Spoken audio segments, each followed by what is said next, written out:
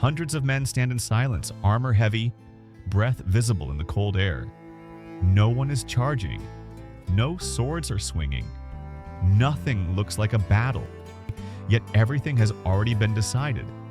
Somewhere in the distance, a formation will break. Fear will spread faster than steel, and an entire army will collapse without a single heroic moment.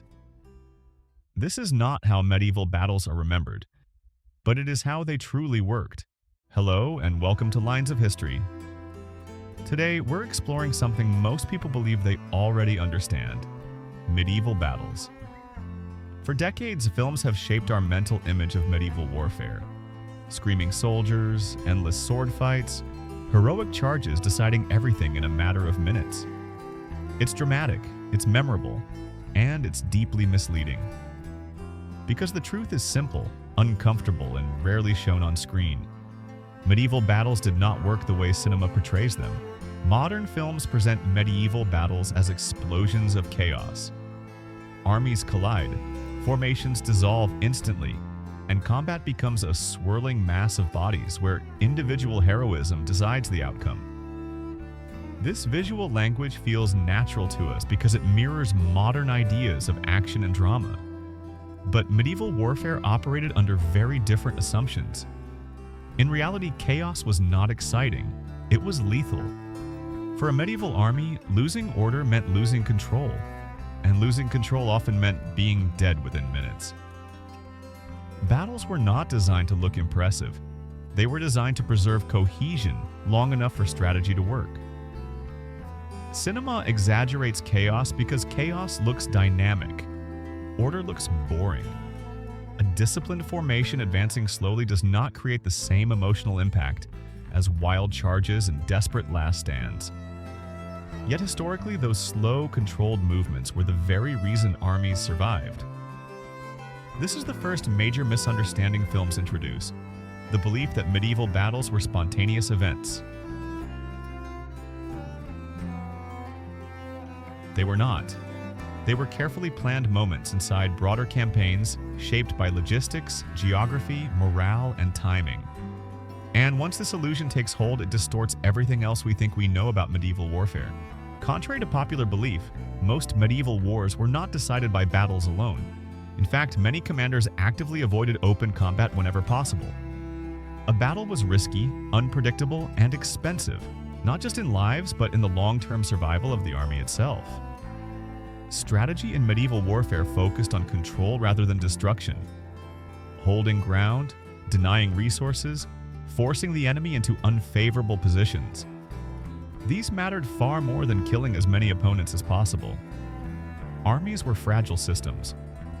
Once damaged beyond a certain point, they could not be easily replaced. Take the Battle of Hastings in 1066. Films often frame it as a dramatic clash of courage and tactics in a single day. But in reality, it was the culmination of months of preparation, logistics, and political maneuvering.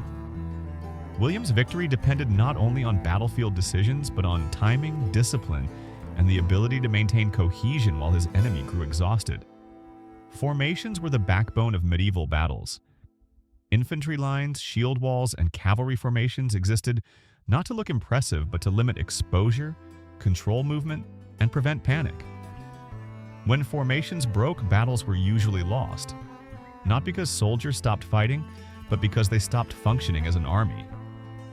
Historians like John Keegan repeatedly emphasize that medieval warfare was less about brilliance in the moment and more about maintaining structural integrity under pressure. If battles were risky, sieges were systematic and far more effective. Most medieval wars were decided not in open fields, but behind city walls. A siege targeted what truly sustained an army and a population: food, water, morale, and time. Rather than risking lives in direct combat, commanders preferred to wait, isolate, and exhaust their enemies. Logistics became the real battlefield. During prolonged sieges, starvation killed far more people than swords ever did. Disease spread quickly. Supplies dwindled, morale collapsed, and eventually surrender became inevitable. The Siege of Jerusalem in 1099 or the long sieges of the 100 Years' War illustrate this perfectly.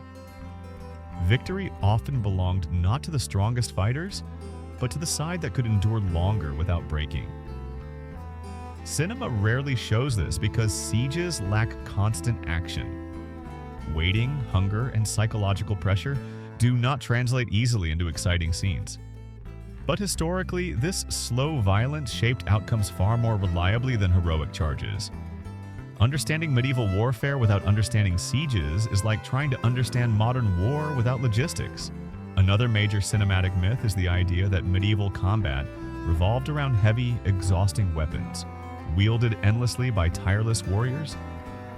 In reality, medieval weapons were designed around efficiency and human limitation. Swords were relatively light and balanced, intended for control rather than brute force.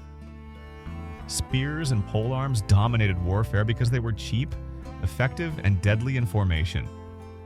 The most practical weapons rarely look the most dramatic. Armor, too, is often misunderstood. Plate armor did not turn soldiers into slow-moving statues. Trained fighters could move, kneel, and even run while armored. The real enemy was endurance.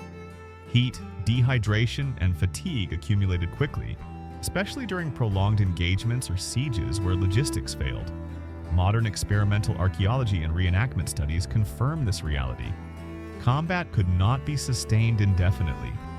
Even the best-equipped soldiers reached physical limits surprisingly fast. Most medieval soldiers did not die in heroic duels. They died from infection, hunger, exposure, and exhaustion. Being dead was often the result of systems failing, not individual weakness. When all these elements come together, strategy, logistics, formations, sieges, and human limits, medieval battles stop looking like cinematic spectacles and start resembling fragile systems under constant strain. Wars were not won by bravery alone. They were shaped by patience, discipline, and an understanding of when not to fight. Cinema simplifies medieval warfare because simplicity is entertaining. But history is rarely simple, and understanding it requires letting go of the stories we enjoy in favor of the structures that actually existed. Once you see medieval battles this way, films never quite look the same again. So here's the question worth asking. How many historic events do we misunderstand simply because we've learned them through spectacle instead of structure? If this perspective changed the way you think about medieval warfare, imagine what it might do to other parts of history. This channel exists to explore those questions, carefully, thoughtfully, and without romantic shortcuts. If you want to continue tracing the real lines that shaped wars, strategy, and systems across time, subscribe to Lines of History and turn on notifications. There are many more stories waiting to be understood properly.